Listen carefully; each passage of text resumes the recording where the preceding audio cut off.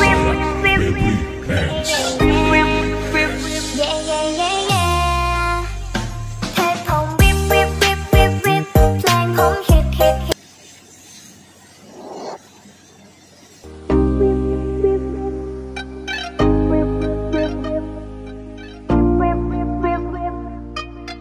Hail Festival, kembali lagi bersama